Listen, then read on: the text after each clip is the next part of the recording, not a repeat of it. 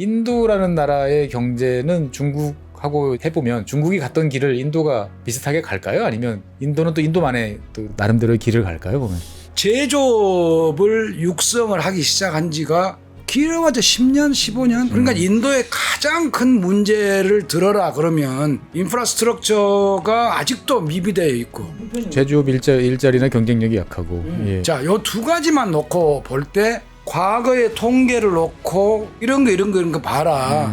인도가 언제 글로벌 마켓에 들어간 적이 있느냐라든가 세계 경제를 차지하는 비중이 인도가 몇 %나 되는데 라든가 자기 일자리나 제대로 처리를 못하는 나라 아니냐. 어떻게 중국을 대체한다는 이야기냐. 네. 이것은 제가 볼 때 논리적으로 안 맞아요. 네. 왜냐하면 네, 안녕하세요. 지구본연구소를 사랑해주시는 여러분. 오늘 또 이렇게 찾아뵙게 됐습니다. 오늘도 이광수 교수님 모시고 인도에 관한 지난 시간에 약속했던 경제와 관련된 이야기를 드디어 한번 시작해 보도록 하겠습니다. 교수님 안녕하세요. 예, 안녕하세요. 네, 예.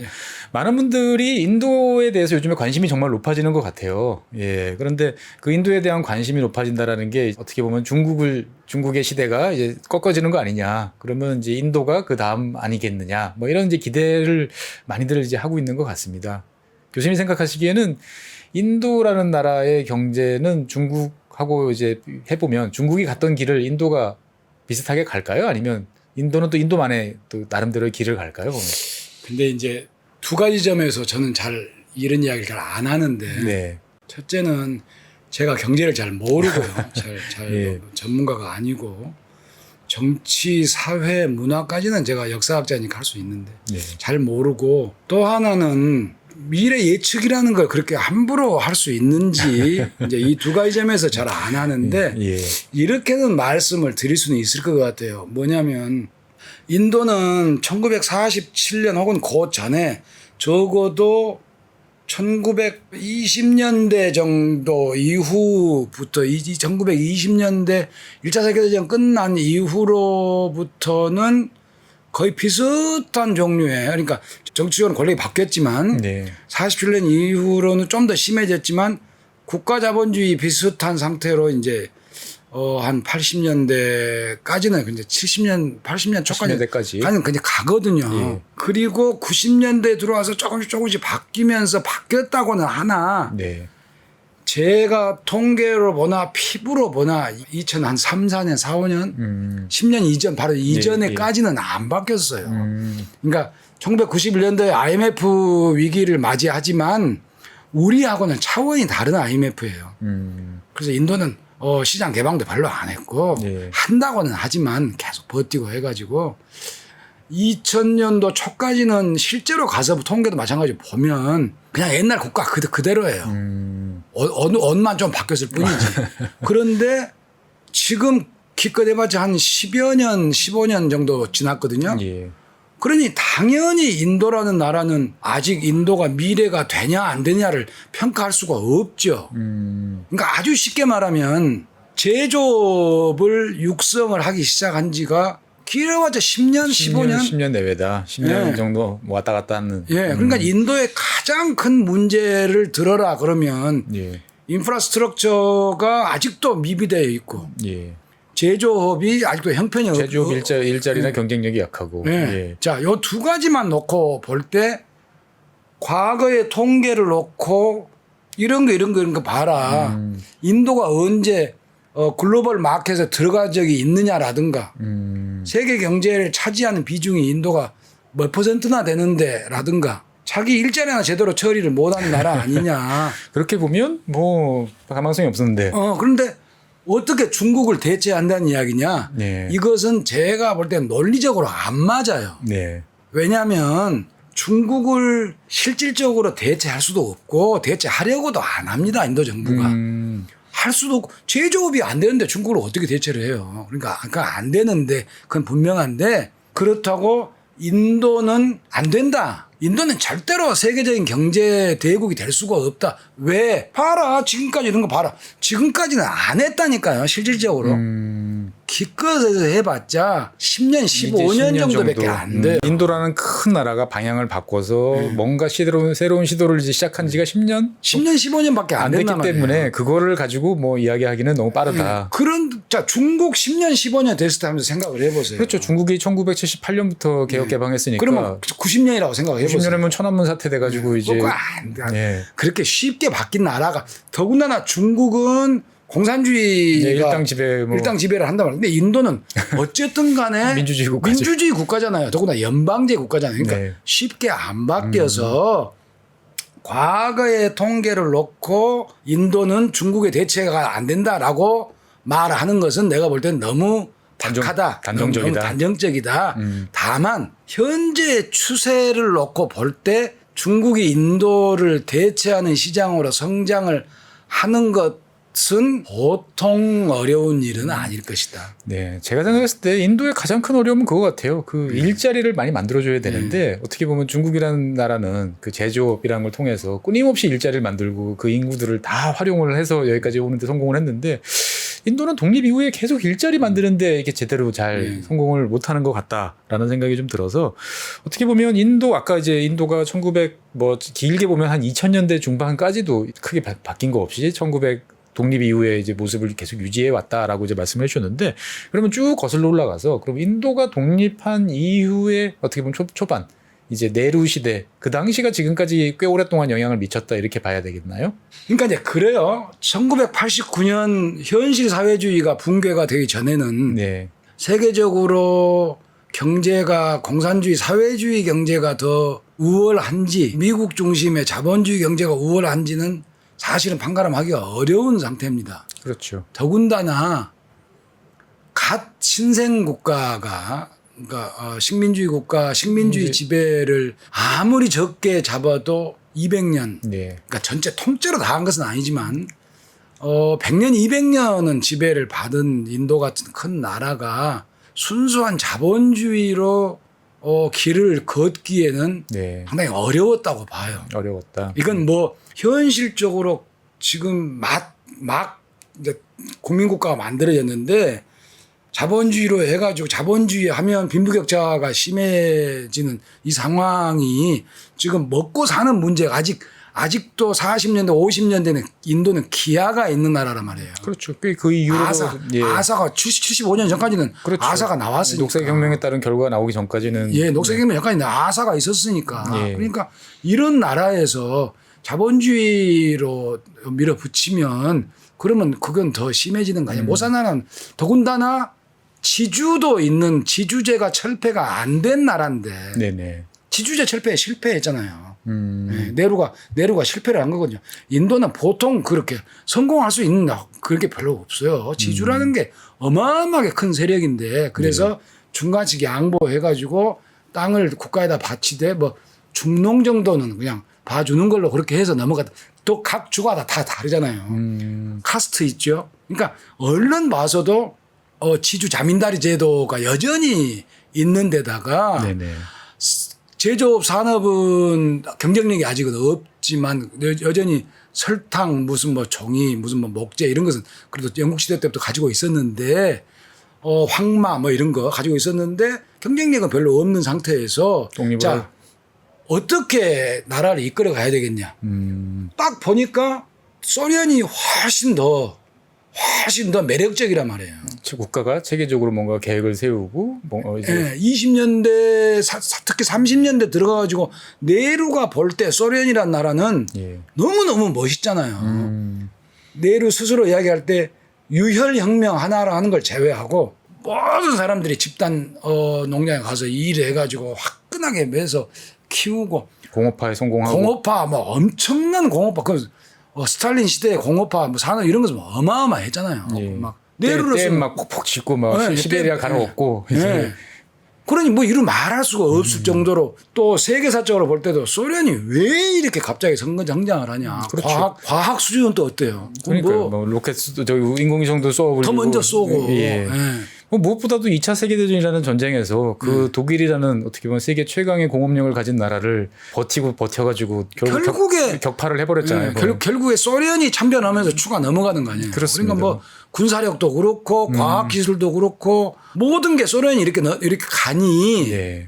네루 입장에서는 처음 국가를 만들 때 소련식 사회주의로 가자. 모델을 볼 수밖에 없었다. 단 프롤레타리아 혁명, 유혈 혁명은 하지 말고. 그게 참 보면 우리가 이상적으로 이야기하지 않습니까? 뭐 어떨 때 보면 복지제도는 우리가 스웨덴에서 땡겨오고, 뭐 이제 그 규제 완화는 미국에서 땡겨오고, 그 다음에 무슨 학교에 무슨 제도는 영국에서 땡겨오고 이러면 되게 좋을 것 같아.라고 우리가 농담처럼 이야기하지만 현실은 이제 어렵죠. 안 되지 않습니까? 어렵죠. 근데 어떻게 보면 네루는 이제 나름대로 인도라는 사회를 딱 봤을 때 이 복잡다단하고 이 거대한 나라를 그런 식의 혁명으로 몰아넣고 싶지는 않았던 것 예. 같고 대신 국민들을 좀 잘 살게 해주고는 싶었는데 그런데 그러면은 관건이 어디에 있을까? 이 큰 나라, 예. 하나의 네이션이라고 하는 개념도 없는 사람들. 네. 예? 지금도 인도는 그렇습니다만은 너는 어디 사람이야? 라고 하면 우리는 코리아라고 해야지만 그 사람들은 나는 పంజాబ, 난 구자라트. 나는 구자라티 이렇게 하지 나는 인디안 이런 게 별로 없어요. 해외 나가면 그게 있어요. 해외 나가면. 그렇죠. 다 나가면 그렇지만 예, 국내에서는 근데 내부에서는 자기 아이덴티티의 첫 번째는 지역. 자기 카스트고 카스트. 자기 카스트고 국가보다는 지역이 더 우선이고 이제 이렇게 하는 나라거든요. 예. 그러니까 얼마나 어렵겠어요. 자 그렇다면 네루가 볼 때 결과적으로는 네루가 잘못 봤지만 실패했지만 네. 이건 능력이 있는 세력이 그러니까 소련의 프롤레타리아 전위부대 혁명을 일으켜서 끌고 나가는 이 사람들 아방가르드 같은 사람들이 치고 나가야 된다. 이 선한 존재들이. 그렇죠. 그게 누구냐? 공무원이다. 국가의 기둥은 공무원이다. 공무원이다. 그래서 공무원은 정말로 양심적으로 내가 모든 권한을 다 줄게. 모든 권한을 내가 니들한테 다 줄 테니까 공무원을 양성하자. 키우자. 예. 그래서 공무원 키우고 그다음에 나라의 기틀은 뭐다? 산업화다. 그래서 공대를 키우자. 내로 멋있어요. 저는 비록 실패했지만 멋있다고 봅니다. 공대를 키우자. 그래서 가난한 나라지만 모든 국가의 힘을 전부 다 공대 양성에다가 쏟아붓는다. 그게 지금 인도가 IT 산업으로 나오는 거예요. IIT, 인디안 인스티튜트 오브 테크놀로지가. 예, 그 요즘 얼마 전에 텔레비전 나와서 되게 유명해졌지 않습니까? 뭐 세계적인 대학이니까요. 예. 그러니까 농담으로 그러더라고요. IIT에 떨어진 사람이 MIT는 들어간다. 그 IIT도 보니까 캠퍼스 여러 곳이다 보니까 21 군데 될 그 중에서도 거예요. 뭐 상위 한 서너 군데 정도는 예. 뭐 어마어마하더라고요. 어마어마하죠. 예. 뭐 천재 중에 천재들만 들어가요. 저희들로서는 뭐 엄두가 안 나는 경쟁을 뚫고 들어가야 그 사람들이 우리나라에서 법대 갈 때, 네. 예? 서울대 법대 갈 때 그 사람들은 공학에 간단 말이에요. 그러니까 이제 이런 거라든가, 그 다음에 공학에 모든 걸 투자를 하고 난 다음에 그러면 경영대학원을 만들자. 예. 그 다음에 의대에서 하자. 그래가지고 이 세 가지 축으로 해서 전문 대학원 수준으로 해서 키웠다 인력들을 키운단 말이에요. 그러니까 네루는 인력 양성에다가 뭐 엄청나게 많은 공을 들입니다. 그러니까 이제 흔히 말하는 이제 고급 인력이군요. 고급 인력. 예. 예. 그래서 그 사람들이 뭘 해야 되느냐? 국가 경제를 계획적으로 끌고 가자. 공무원들은 막강한 권한을 가지고 국가를 움직일 수 있는 힘을 주되 그렇죠. 이 공무원들이 어느 방향으로 어떻게 해야 될지는 고등교육을 제대로 받은 전문가들이 계획을 짜서 계획표를 제시해주고 그렇죠. 공무원들은 그 계획표에 따라서 실행에 옮기면 이 식민지에서 벗어난 국가가 빠르게 어떻게 보면은 이 식민지 질곡에서 탈피해서 성장할 수 있을 거다. 멋있잖아요. 그러고 생각해보니까 맞는 것 같네요. 왜냐면 사람이 그걸 따라주냐고요. 그 사람들이. 제가 인도를 지난번에 이제 달 탐사 이거를 보다가 깜짝 놀란 게 우주 탐사와 관련되는 그 부처를 만들고 그다음에 했던 게 1950년대부터더라고요. 예. 그러니까 1950년대 이미 원자력을 연구하는 원자력 부가 있었고 그 원자력 부가 첨단 과학을 하니까 거기에 그 로켓을 연구하는 부를 갖다 붙이고 1970년대부터 또 그걸 본격적으로 하고 그러니까 야 이게 분명히 엘리트 존재들이 이제 있었구나라는 생각이 참 드는데 그 엘리트들이 만든 그 계획이라는 게 결국 현실과 좀 상반됐다. 엉거려진다는 거죠. 예. 그러니까 어떻게 보면 인도의 우리가 경제를 이제 상징적으로 어떻게 이해를 해야 되느냐? 그러면 막강한 공무원의 권한 여기서부터 이해를 하면 되겠군요. 보면은. 나 마할로노비스라고 하는 5개년 계획을 소련의 5개년 계획을 그대로 본따서 그렇게 만들었잖아요. 아, 인도도 5개년 계획을 계속. 그러니까 인도 경제의 99%를 그러니까 인도 경제를 이해하는데 한마디로 줄여라 그러면은 경제개발 5개년 계획이에요. 대한민국도 5개년, 인도도 5개년, 다 소비에트에서 배워왔기 때문에. 소련이라는 나라가 급속히 성장을 했던 것들은 결국 옛날 프로이시아에서 국가 주도, 그 다음에 국가가 은행을 움켜쥐고 예. 투자하고 고급 인력들을 양성한 그거죠. 그거를 스케일업을 한 10배쯤 키운 게 이제 소비에트. 소련이죠. 그거를 본 일본 사람들이 일본 본토에는 적용을 할 수가 없고 적용을 했던 게 이제 만주국이었고 그 만주국에서 이제 뭐 이렇게 저렇게 배우고 보고 했던 사람들이 결국은 북한, 예. 대한민국 여기 와서 또 똑같은 식으로 예. 시도를 해보고 그게 이제 어떻게 보면 카피하면서 좀 변형이 예. 됐습니다만 저도 그래서 이 교수님하고 말씀 나누려고 찾아보니까 인도란 나라가 정말 대단했다 싶은 게 그 초창기에 독립을 한 다음에 초반에 만들었던 그 정부 기관 중에 하나가 우리 요즘으로 말하면 이제 통계청이죠 보면은. 예. 그러니까 국가를 운영하는 데 있어서 통계가 중요하다는 걸 알고 세계적인 석학들을 모셔와가지고 거기서 자료를 수집하고 분석을 하고 그것들을 기반해서 계획을 만들고 그래가지고 그 모셔온 양반들 전문가 이런 양반들이 아프니까 병석에 있는 사람들을 찾아가서 내루수상이 직접 이야기를 듣고 어떻게 하면 되는지에 대해서 처음 보면 통계학을 배우러 저희 대학 다닐 때 그런 이야기를 들었어요. 확인 안 해봤네. 우리나라의 공무원들이 그러니까 통계학이든지 뭐 통계 연구든지 그걸 배우러 인도로 갔다는 이야기를 농업학 배우러 또 인도로 가고 그랬다고 들었거든요. 그러니까 그게 이제 80년대 초 아니에요. 예. 그러니까 그런 종류의 우리가 인도로 가서 했던 것은 인도가 그만큼 탄탄한 어떤 그 경제개발 5개년 계획 등등등 국가의 플래닝을 따서 경제를 이렇게 이끌고 나가는 힘이 된다고 믿었거든요. 근데 우리는 경제개발 계획 5개년 계획이 언제 어떻게 사라지고 언제 어떻게 폐기처분 됐는지 모를 정도로다가 그냥 사라져 버렸어요. 맞습니까? 김영삼 대통령 뭐 그 시절에 이제 더 이상 국가가 주도해서 할 가는 필요가 거 없다. 그러니까 이제 우리도 모르는 사이에 그 경제개발 5개년 계획을 치고 지키고 나갈 힘이 없는 거죠. 자연스럽게 자본주의로 가버렸겠죠. 시장의 힘에 못 지키는 거죠. 근데 인도는 쓸데없이 그걸 국가의 공무원들이 그걸 해서 지켰어요. 그러니까 계속 효율이 떨어지는 거죠. 효율이 떨어지지만 관성적으로 또 계획 세우고 또 계획 세우고 현실적으로 안 되고 그러면서 이제 경제 성장률이 점점 떨어지고 우스갯소리로 힌두레이트라고 하는 뭐 2% 막 이런 식으로 다른 나라들은 막 두 자리 숫자들씩 막 가는데 그런 나라가 망하는 거죠. 아까 그 교수님께서 그 자민다리라고 이제 잠깐 이제 말씀해 주셨는데 이게 이제 그 옛날 보통 전통 사회에서 있던 세금 징수원을 이야기한다고 봐야 될까요? 그렇게 보면 가장 이제 비슷한데요. 네.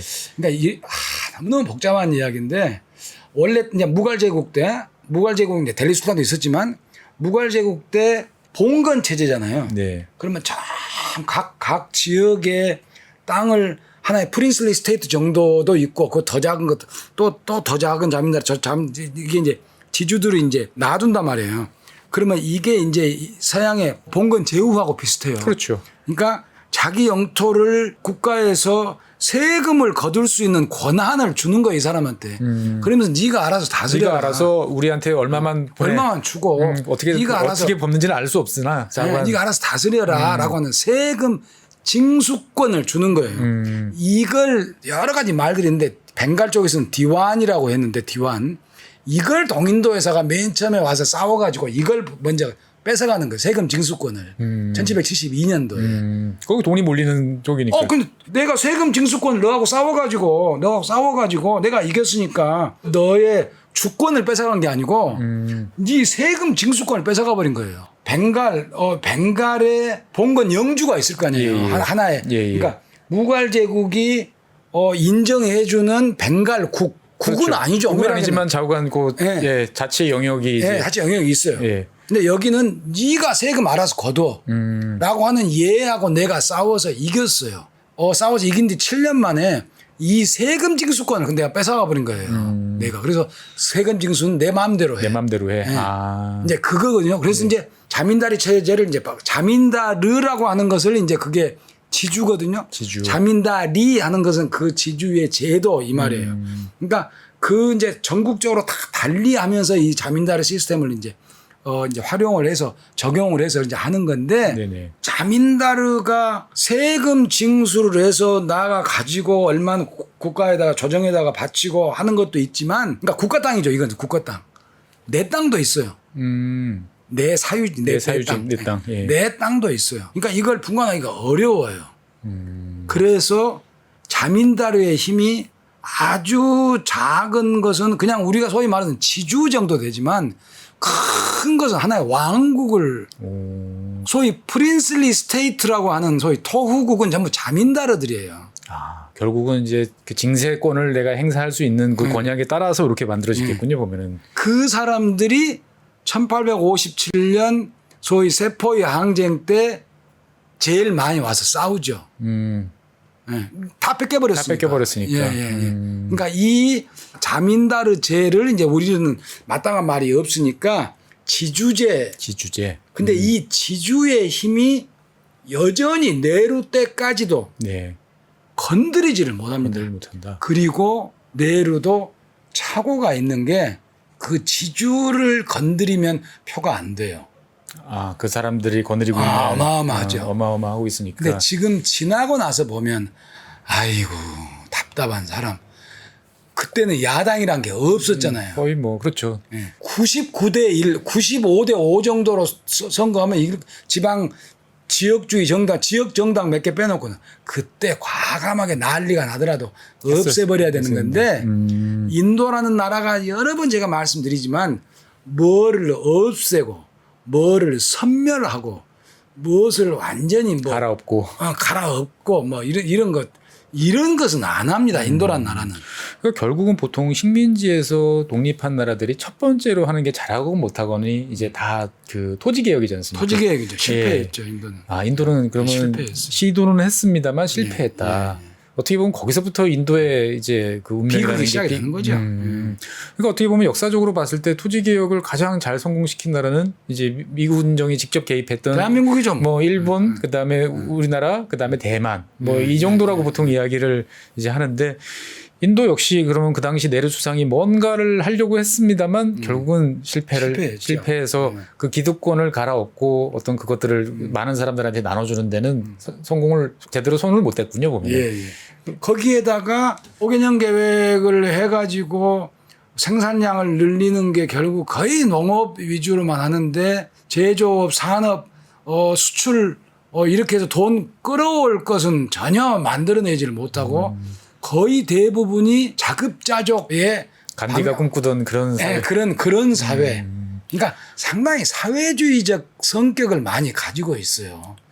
그러니까 어떻게 보면 그렇게 생각이 들어요. 그러니까 토지 개혁을 왜 하지? 라고 생각을 해보면은 그 이제 지주의 손에 이제 묶여 있어서 생산성이 낮아진 토지를 많은 사람들이 내가 직접 하면은 생산성이 높아지고 뭔가 잉여가 나오고 그럼 그 잉여를 가지고 이제 제조업이나 뭔가 산업을 육성하는 데 쓸 재원으로 이제 활용을 재투자가 재투자를 이제 해 나가는데 인도는 그 첫 단추를 꿰는데 실패했는데 그렇다고 그래서 위에 그거를 할 뭐 능력이 있는 사람이 없던 건 아니니까 나름대로 또 계획은 만들고 없는 살림을 또 털어가지고 뭔가 해보자고는 하는데 거기에 들어갈 이제 실속은 없는 이제 그런 상황이 이제 이어졌다 이렇게 이해하면 그러니까 이제 공장은 만들어져서 하는데 더 작은 제조업을 할 수 있는 공장이 안 만들어지는 게 부가가치라고 하는 개념을 가지고 있지를 않으니까 해외로 수출을 해야 되겠다 이런 생각을 안 가지고 있고 오로지 가장 큰 목표는 자급자족. 그러니까 이제 뭐 기아로부터 해방. 그러니까 이제 뭐 국가적인 위신을 거는 이제 큰 댐 뭐 만들고 그다음에 비료 공장 크게 짓고 뭐 이런 것들이겠군요 보면. 그게 우선적이죠. 뭐 시멘트, 뭐 유리, 뭐냐 이런 건데 실제로 이제 소비 산업은 거의 뭐 없고 자동차, 자동차 같은 경우도 인도가 아시아에서 뭐 가장 먼저 가지고 있는 그런 그 기술력을 가지고 자동차를 생산을 하는데. 발전이 없는 거죠 보면은. 50년대 만들어진 그 앰바사더라고 하는 그 자동차 모델이 제가 귀국할 때 90년도까지 그대로 있었으니까. 그러니까 수출 안 하는데 그걸 뭐 리노베이션 할 이유가 없잖아요. 이거 어떻게 보면은 인도에 우리가 이제 그 저발전 이런 것들은 초반에 좋은 계획과 좋은 플랜, 그 다음에 뭔가 해보고자 하는 좋은 인력들까지는 이제 있었고 모델도 있었지만 현실적으로 기반이 되는 토지 개혁이라든지 이런 구체적인 수단을 성공시키지 만들어내지 못했다. 못했다. 어떻게 보면 참 그 저희도 이제 토지 개혁 그러면 되게 옛날 이야기라고 생각이 들지만 그게 많은 나라의 운명을 그런 것 갈랐다 이렇게. 같아요. 예. 그러니까 뭐 아시아 국가에서도 이제 우리나라, 일본, 대만 정도가 성공을 했고 필리핀, 인도네시아, 필리핀 이런 데는 뭐 필리핀 처절하게 실패했고 보면은 인도 역시도 보면은 뭐 실패했고 시도는 했다라고 봐야겠죠. 예, 뭐. 시도는 했죠. 예, 근데 이제 예를 들어서 77년도부터 2009년도까지인가요? 정권을 강력하게 잡은 공산당 정부 웨스트벵갈 예. 거기서도 실패해요. 공산당인데도 실패. 공산당인조차도 밀어붙이지는 못하는 게 워낙에 힘이 크니까. 그러니까 그 전에도 한번 말씀드렸다시피 네팔에서 2008년도에 모택동주의자들이 이제 마오주의자들이 권력을 다 잡아놓고 결국에 우리가 투표로 가자 했던 가장 큰 이유가 지주들 자민다르들하고 우리가 싸워서 이길 수 있겠냐. 무력으로는 이길 수 있겠지. 근데 무력을 안 쓴다면 이길 수 있겠냐. 자민다르 세력들하고. 못 이긴다. 그렇다고 다 죽일래. 죽이지는 못할 거 아니야. 그러면 정치로 가자. 현실적으로 타협을 보자. 정치로 가서 설득시키고 해야지. 처하들이 협조를 안 하는데 그러면 어떻게 우리가 아무리 마오주의라고 해도 대약진 운동 또 할 거냐. 이제 이런 식으로 그럼 수백만 명 죽여야 되는데 캄보디아하고 뭐고 간에. 그러니까 이제 그게 인도는 그렇게 못하니까 예. 이제 이것도 아니고 저것도 아니고 그러면서 계속 경제 성장은 안 되고 이제 이렇게 되는 거죠. 그러니까 어떻게 보면 옛날 영국의 그 200년 이제 식민 지배를 받았다. 그러면 또 그만큼 사실은 또 물려받은 것도 사실 또 있었지 않습니까? 뭐 아시아 최고의 어떤 뭐 철도망, 그 다음에 이제 그 법과 제도에 대한 이해, 그 다음에 세계를 보는 어떻든 간에 영어 배우고 영국에서 공부하는 사람들 아마 아시아에서 제일 많았을 것 같아요. 제일 많고. 예. 그런 것이 있었지만 결국 어떻게 보면은 인도 경제라는 것들을 이렇게 쭉 역사를 돌이켜 보면은 초반에 꼭 해야 될 신생 독립국가로서 꼭 해야 될 토지 개혁이라는 거에서 좌절을 겪고 또 그다음에 이제 그 좋은 수단 계획 머릿속에 있던 구상들을 현실에 옮기기 위한 재원의 부족 이런 것들을 이제 극복을 하지 못했던 거거든요. 근데 돌이켜 생각을 해보면 인도가 못했다기보다는 그 동아시아 3국 뭐 일본, 한국, 대만 이런 나라들이 좀 이상한 나라라는 생각도 사실 좀 드네요.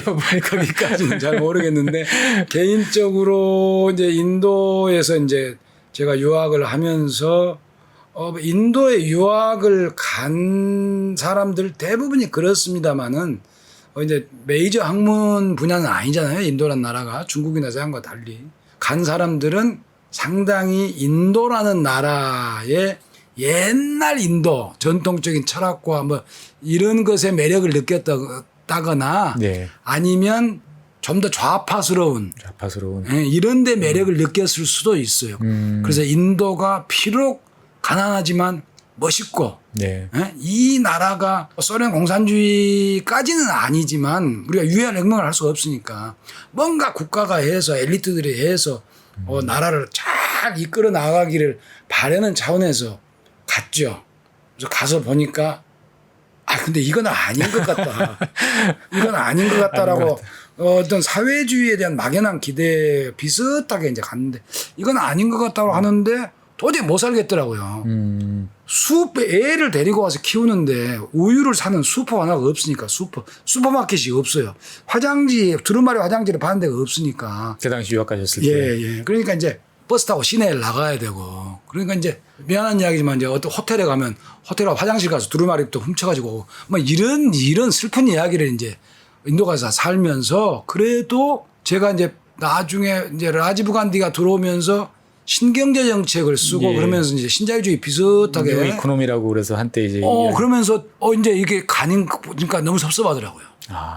제 마음속으로는 어떻게 보면 인도 다음이 그거였는데 그러지 이제 인도가 끝나가는구나. 인도 역시 또 그냥 이 자본주의의 흐름에 그냥 가는구나. 또 올라가는구나. 근데 막상 살 때는 아니 왜들 이렇게 인공위성 쏘고 무슨 뭐 핵폭탄 만들고 뭐 어쩌고 지금 뭐 일자리가 없어가지고 호텔에서 문만 열어준 사람도 일자리를 만들려고 이렇게 발버둥을 치고 이렇게 복잡하게 하는데 제대로 성장도 못하는데 막 너무너무 불편하고 아직도 애 우유를 살려면 자전거 타고 딸랑딸랑 한 사람한테 우리 아주 어렸을 때 저 두부 네, 사세요 하는 두부 그런 것을 하면서 겪으니까 싫은데도 이렇게 사회주의가 완전히 몰락을 하는구나 이런 느낌이 들어서 섭섭하더라고요. 섭섭하셨던. 그 뒤로는 완전히 뭐 예. 급전직하.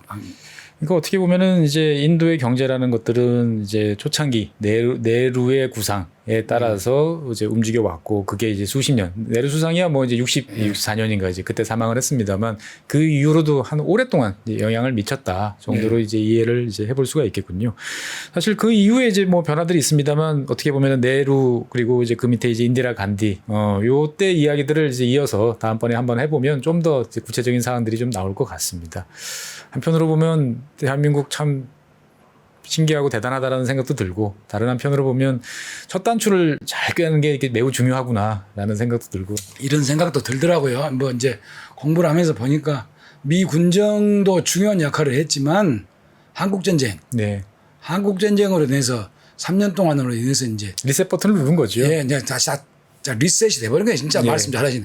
리셋이 돼버린 거죠. 그래서 싹 지주가 없어져 버렸다는 게 그래서 그런 걸 보면서 한국전쟁이 모든 역사적 사건이라는 게 항상 단일적인 결과만 가져온 것은 아니다. 또 다른 복합적인 결과도 있을 수 있다. 그렇죠. 그 결과를 어떻게 받아들이고 거기서부터 시작하느냐가 중요했던 것 같습니다. 그래서 어떻게 보면 참 옛날 저희들 이제 뭐 광장이나 이런 거를 읽어보고 옛날 신문을 보면 참 인도 이야기가 많이 나옵니다. 1950년대, 60년대 신문 읽어보면 우리가 어떻게 보면 샘플로 삼을 우리가 나아가야 될 길을 제시해 주는 것 같은 인도에 관한 기사들이 참 많이 나왔는데 그 당시에 어떤 멋있어 보이던 이제 인도가 그거를 계속 무한 반복을 실수를 하면서 어떻게 보면은 잘 큰 세계의 흐름에 따라가지 못했다 정도로 이제 요약을 할 수 있겠군요. 네, 알겠습니다. 일단은 참 네루 시대의 어떤 경제를 생각해 보면 아쉬움이 참 많다라는 정도로 요약을 할 수가 있겠습니다. 네, 다음 시간에는 이어서 이제 인디라 간디 그리고 이제 그 신경제로 넘어오는 요때 이제 80년대, 90년대 요 이야기를 한번 해보면 될 것 같네요. 보면 그러고 나면 이제 지금의 모디 총리의 어떤 경제로 다시 연결이 될 것 같습니다. 네, 어떻게 보면 여러분들이 제일 관심이 많으실 인도 경제에 관한 이야기 저 위에서부터 한번 차근차근 진행을 해보도록 하겠습니다. 오늘은 그 첫 시간으로 이제 네루가 만든 인도의 5개년 계획 그 다음에 사회주의와 유사한 인도의 경제 이야기를 해봤고요. 다음 시간에는 이제 그 다음 시대 이제 인디라 간디와 라지브 간디 시대로 한번 이어서 계속 이야기를 해보도록 하겠습니다. 다음 시간에도 우리 이광수 교수님 모셔서 계속 이야기를 진행하도록 하겠습니다. 교수님 수고 많으셨습니다. 예, 고맙습니다. 네, 시청해주신 여러분 대단히 감사합니다. 복잡하고 어렵게 느껴지는 재무제표와 용어들 친절한 투자 멘토 사경인 마스터가 매주 새로운 콘텐츠로 알기 쉽게 설명해드립니다. 재무제표 분석과 포트폴리오 구성 뭐 양대 재무제표라고 그러면 대차대조표랑 손익계산서가 있거든요. 매수 매도 방법 이때 사는 게 좋겠네 이렇게 사면 좋겠다 근데 이렇게 살려면 뭘 해야 되냐면요 나머지 3분의 1은 놔둬봅니다 어디까지 가는지 실전 투자 팁까지 알려드립니다. 오직 3프로 멤버십에서만 만나실 수 있습니다.